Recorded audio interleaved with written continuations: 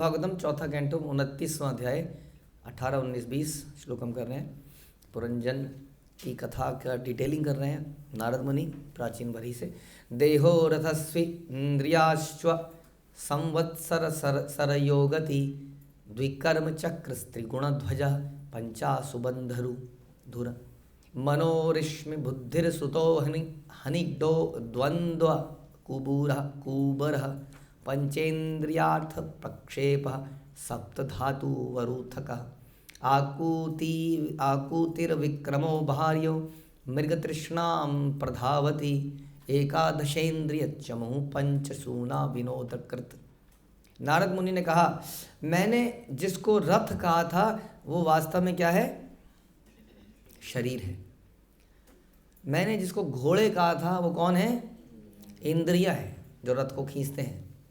ज्यों ज्यों वर्षानुवर्ष समय बीतता है घोड़े किसी बिना अवरोध के दौड़ते रहते हैं, लेकिन वो कोई प्रगति नहीं कर पाते।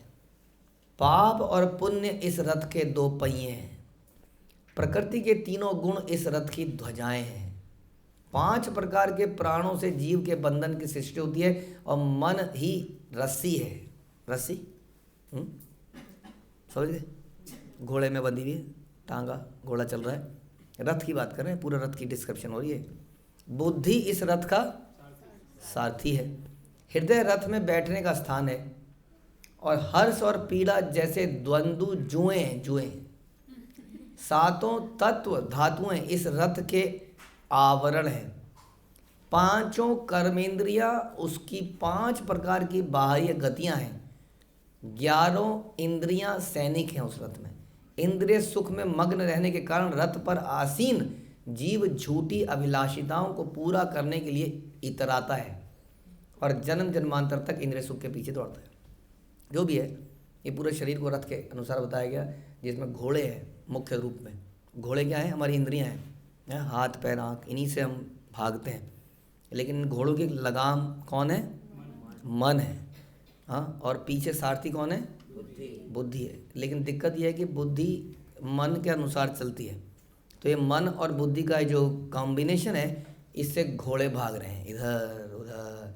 और जो पीछे जो व्यक्ति बैठा है वो कह रहा है चलो बढ़िया है, मज़ा आ रहा है, आराम से बैठा है। कितना अच्छा लगता है। तो आजकल के संसार में लोगों पे कोई काम नहीं होता, गाड़ियाँ है, पैसा है, तो कह दो चलो हाईवे में ज़रा लॉन्ग ड्राइव पे जाएंगे। अब बताइए, अब ज़िंदगी में ये एक रह गया आनंद का, क्या है? हाईवे में गाड़ी चला के आएंगे परिवार वाले। पहले लोग अपने नदी किनारे टहलते थे, वॉक पे जाते थे, पार्कों में या फलों के गार्डन में। अब कहाँ जाते हैं? हाईवे में चलाते हैं, क्योंकि दौड़ने में बड़ा मज़ा आता है। कहीं भी जा रहे हो, हाउ डज इट मैटर, कहीं जाएंगे ऐसा, कहीं घूम के आ जाएंगे, लॉन्ग ड्राइव जाएंगे, फुल स्पीड जाएंगे, कहीं रुकेंगे ना हम।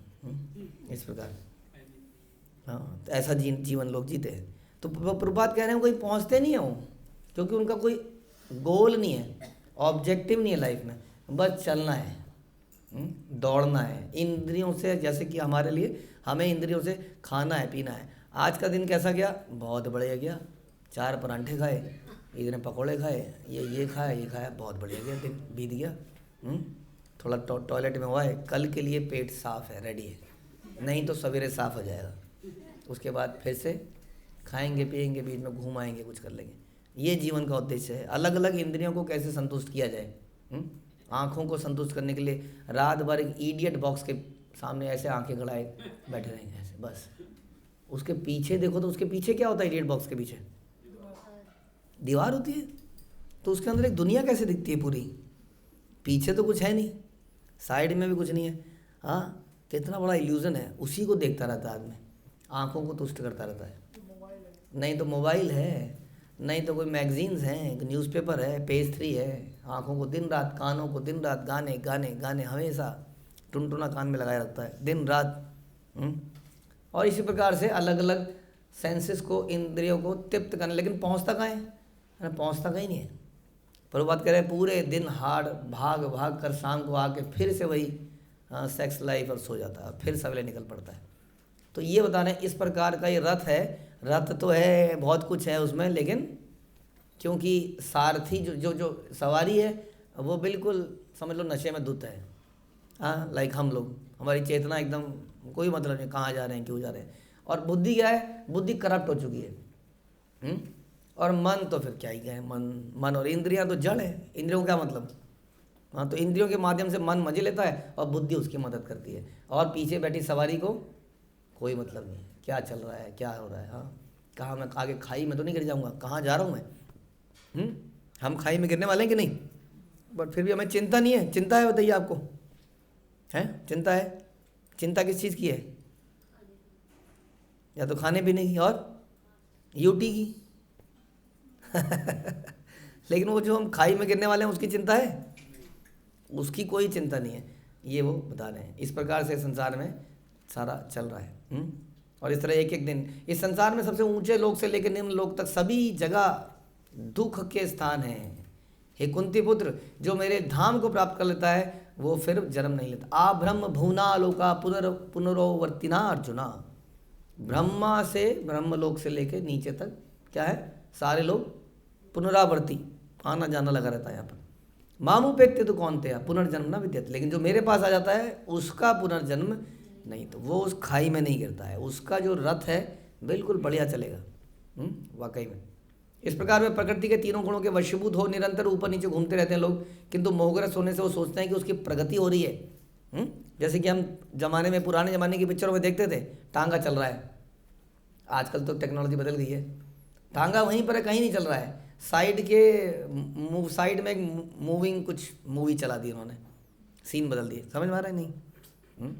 जैसे कि आजकल ग्रीन स्क्रीन है, हाँ, ग्रीन स्क्रीन में उन्होंने कुछ चला दिया, आदमी वहीं पर है, आदमी कहीं नहीं जा रहा है। उसको कभी आसमान में दिखा दिया, कहीं कुछ दिखा दिया, वो सोच रहा है प्रगति हो रही है, मैं आगे बढ़ रहा हूँ। कहीं नहीं बढ़ रहा कोई, वहीं पर एक कमरे के अंदर सारी शूटिंग हो गई।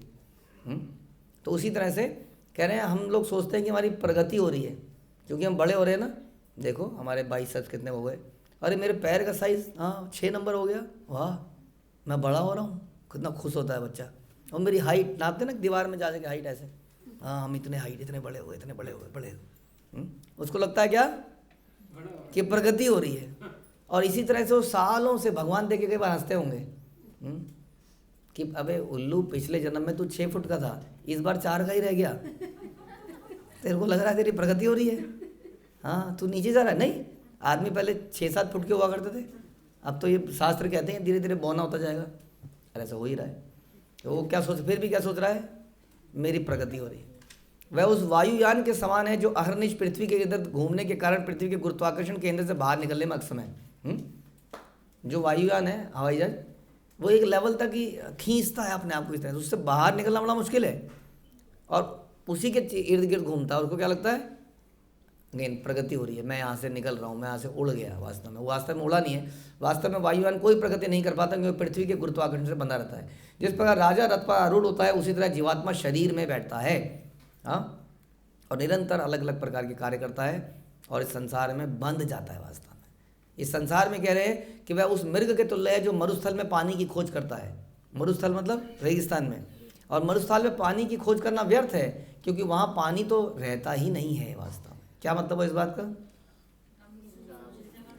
कि जहाँ पर हम सुख ढूंढ रहे हैं वहाँ पर सुख है ही नहीं। वास्तव, do you believe in this really? हाँ, लेकिन कभी कभी जब वो समोसा खाना अच्छा लगता है, वो छोले भटूरे खाना अच्छा लगता है, तो व्हाट इज़ दैट? अरे यार कैसे कह सकते हैं, जो स्वाद आता है कैसे कह सकते हो, नहीं है, वो टेम्परेरी है। हाँ, वो बहुत क्षणिक है।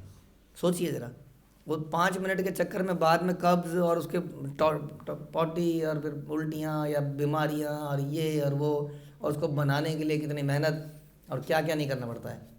और वो भी फिर रोज़ नहीं मिलता है। और फिर बहुत सारे, मतलब कि संसार में सुख तो है लेकिन वो इतना माइन्यूट है उस दुख के सामने कि उसको ना के बराबर, वो बेवकूफ़ी समझेंगे यदि उसको कोई सुख मान ले तो, और बोले कि यहाँ पर रहना बड़ा अच्छा है, क्योंकि यहाँ पर अपार दुख है। किसके लिए है, कौन सी उम्र के लिए? सब उम्र के लिए। इसलिए वो प्रभुपाद अक्सर बोलते थे पवर्ग, सुना आप लोगों ने पवर्ग? यू नो दैट पवर्ग, प फ भ म, आई थिंक 5 वर्ग होते हैं ना, प और जो भी होते हैं, संस्कृत में पढ़ाते हैं वो। तो इसके अंदर प वर्ग में क्या आता है, प फ भ भ म, ये इसके अंदर आते हैं। इसका मतलब क्या है? प से क्या है? परिश्रम। कि हर कोई यहाँ पर कठोर परिश्रम करता है। कौन कौन करता है? कौन सी एज के लोग करते हैं? सभी एज के लोग करते हैं। करते हैं बच्चे? छोटा बच्चा वो क्या परिश्रम करता है? दिन रात वो हाथ पैर मारता रहता है, फिर रोता है वहाँ वहाँ। अब आप लोग देखिए, सोच के इमेजिन करो, हमारे तो कई लोगों को एक्सपीरियंस भी है, हम अगर मल त्याग दें निक्कर में ही, पजामे में ही, तो क्या स्थिति हो हमारी? कैसा रहेगा आपके साथ? कितनी देर बैठ जाएंगे आप? और वो बेचारा उसी में बैठा है और वो रो रहा है, जोर से चिल्ला रहा है, तब कोई आएगा ना। परिश्रम है कि नहीं है? ज़बरदस्त परिश्रम है। और इस तरह के कौन से सब उम्र के, फिर बूढ़े की तो बात ही क्या करें। हर उम्र में अलग अलग प्रकार का परिश्रम है, सब लोग परिश्रम कर रहे हैं। ओके, तो परिश्रम का फल क्या है? परिश्रम करते करते होता क्या है? पसीना आते हैं। हाँ, और जनरली आप देखोगे कोल्हू के बैल को या भैंसा को जो सामान उठा रहा है, आप देखोगे उसके मुंह से झाग निकलता है। परिश्रम कर करके झाग निकलता है, उसको हम फेन कहते हैं। प से परिश्रम, फ से फेन, झाग। यानी कि आदमी की हालत पतली हो जाती है बहुत इस संसार में। हो जाती है कि नहीं? एग्ज़ाम दे के हालत पतली होती है कि नहीं? बाकियों की जॉब में, बिजनेस में। तो प फ, इसको करने के बाद प्राप्त क्या होता है? इतना परिश्रम करने के बाद क्या प्राप्त होता है? वो कहता है कुछ प्राप्त नहीं होता, फिर भी जो रिजल्ट है वो इतना यूजलेस है कि ऐसा लगता है कि सब बेकार है। प फ ब मतलब बेकार। जितना भी यहाँ पे परिश्रम कर लें उसका निचोड़ क्या निकलता है? कुछ नहीं, बेकार है सब। वो रिजल्ट उस परिश्रम के सामने कुछ भी नहीं है। नहीं, कितना जीवन बिता देते हैं हम किसी एक चीज़ को सीखने के लिए, करने के लिए, और बाद में जो मिलता है वो थोड़ी सी देर शायद हमें सुख देता है, और उसके बाद फिर से वहीं के वहीं, फिर हमें नई पहाड़ पे चढ़ने की कोशिश करते हैं। इस प्रकार ये सब बेकार है। और फिर प फ ब भ, फिर उसको जो कुछ भी थोड़ा सा प्राप्त होता है जो बेकार है एनीवे, उसके भी खो जाने का भय बना रहता है। ये घर ना चला जाए, ये बच्चे ना चले जाए, ये परिवार ना चला जाए, ये पैसा ना चला जाए, ये सोना ना चला जाए, ये ना चुराई, भाई हमेशा भयभीत रहता है, बीमार ना पड़ जाए, ये बीमारी ना हो जाए, हाय राम क्या होगा। इसलिए ये इंश्योरेंस करा लेता हूँ, गाड़ी को भी इंश्योरेंस करा लेता हूँ, घर को भी करा लेता हूँ, खुद भी कर लेता हूँ, ये कर लेता हूँ, वो कर लेता हूँ, इतना जोड़ लेता हूँ, अगर ये चला गया तो क्या हो गया, इसलिए इतना जोड़ा जाए, इतना जोड़ा जाए, इतने करोड़, हमेशा भयभीत रहता हो। इतना मेहनत करने के बाद भी हमेशा भयभीत है, और अंत में बेचारा भय भय भय भय करते करते मृत्यु को प्राप्त होता है। ये हमारा जीवन का साइकिल है। इसलिए बता रहे हैं कि इस जगत में सुख को खोजना बेकार है, यूजलेस है, क्योंकि अल्टीमेटली अगर थोड़ा बहुत कुछ प्राप्त भी होता है तो क्या हो गया? वो मृत्यु में समाप्त हो जाता है। इसको कहते हैं पवर्ग। समझ में आया?